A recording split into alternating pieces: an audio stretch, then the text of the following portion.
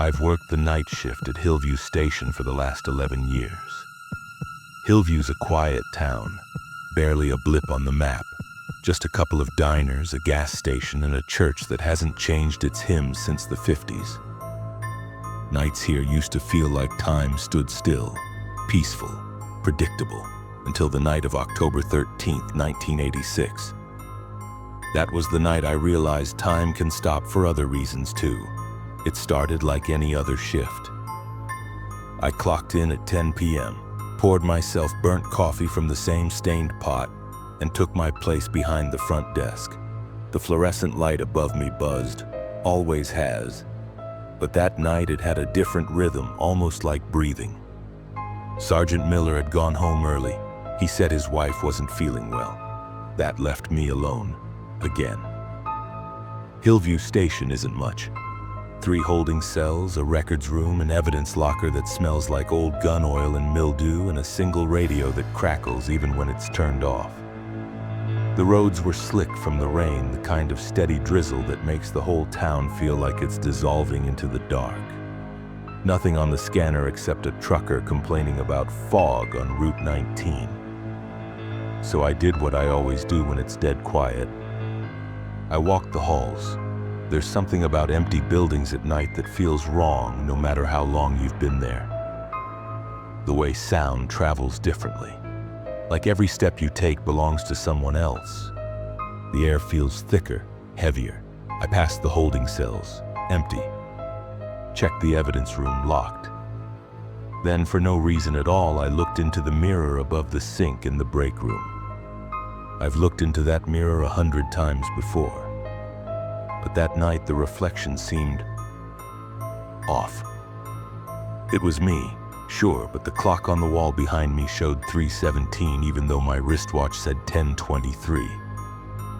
When I turned to look at the real clock, it still read 10:23. When I looked back at the mirror, it had changed. 3:18. I laughed it off. Told myself it was just my eyes playing tricks in the flickering light. But I avoided that mirror for the rest of the night. Around 11:15, the phone rang. Not the main line, the old emergency line, the one that hasn't been in use since '78. We keep it disconnected just for show. But that night, it rang. 3 slow, deliberate rings. I stared at it for a good 10 seconds before picking up. Hillview Police Officer Grant speaking. Nothing. Just faint static. Then a voice, low, whispering. A man's voice. "You're not supposed to be there." I froze. "Who is this?"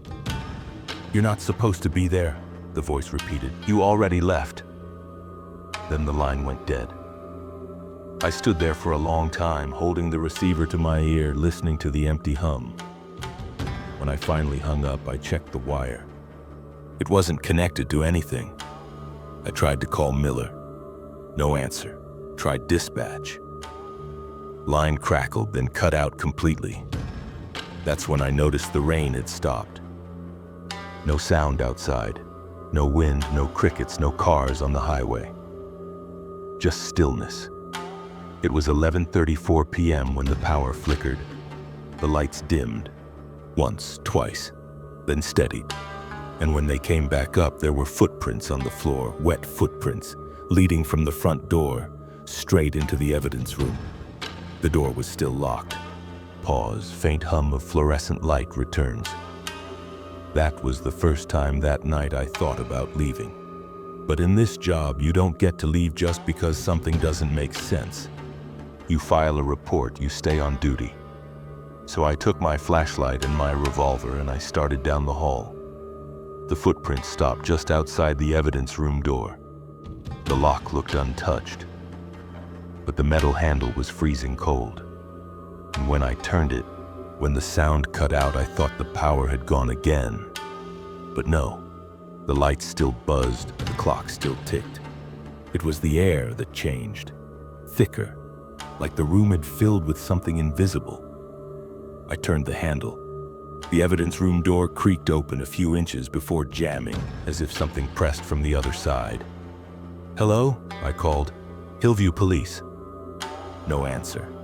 The flashlight beam shook against the walls. Shelves lined with bags of old case files, rusted weapons, boxes of photographs no one's opened in years. Then it landed on a dark smear near the floor. A handprint. Wet, smeared, too large to be mine. I crouched to inspect it, and the flashlight flickered. Once, twice, and died. I slapped it, twisted the cap, nothing. The beam came back only when I turned toward the door. And that's when I saw someone standing in the hallway. A man, tall, thin, wearing a soaked uniform like mine. The light caught his badge, Hillview Police, but the name tag was blacked out. "Who's there?" I said. He didn't move, didn't blink. Then the radio on my shoulder crackled to life with a burst of static so loud it made me jump. "Unit 7, do you copy?" It was Miller's voice, but muffled, warped, like coming through water. I raised the mic. "Copy, Sarge. I've got an intruder at the station, need backup now." Static negative, Grant. "You're not on shift tonight." The hallway was empty. The man was gone. Only the wet footprints remained, leading now toward the holding cells. The cells were supposed to be empty, but from halfway down the hall I saw movement. Cell 2's light was flickering. Inside, someone sat on the bench, head low, elbows on knees, dripping water onto the floor. I unholstered my sidearm. "Sir, I'm going to need you to stand up." The figure didn't move. "Sir!" He raised his head slowly, and I swear to God my lungs locked up. It was Officer Miller. His face was pale, lips blue, his eyes glassy, lifeless. "Grant," he said quietly, "you weren't supposed to stay." I took a step back. "Miller, what the hell is this? You left..." He stood. The overhead light stuttered, and every time it flashed, he was closer, until his face was pressed against the bars. "You have to let me out before it starts again." The flashlight died completely. When the power came back, the cell was empty, and my gun was missing. I ran to the desk, grabbed the phone. Deadline. The clock now read 3:17 a.m., the same time from the mirror. Every instinct told me to leave, drive, get out of Hillview. But when I opened the station door, the world outside wasn't the same. No rain, no road, just darkness stretching in every direction like the whole town had been erased. And in that darkness far off, a red light blinked once, twice, calling me back inside, so I did. Back in the station, everything was wrong. The layout had changed. Corridors longer, walls where doors used to be. The hum of the lights had turned into a low, rhythmic pulse, almost like a heartbeat.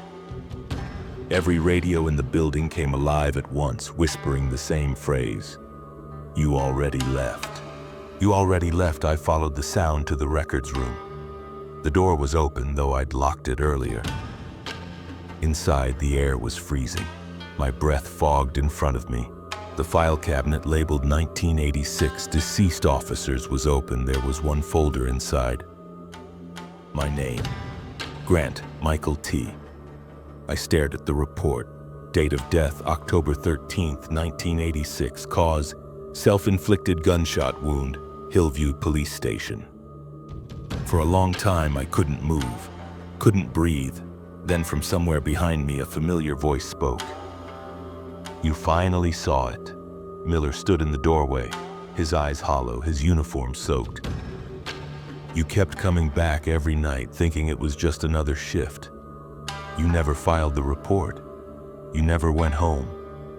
I shook my head, backing away. "No, I'm still here.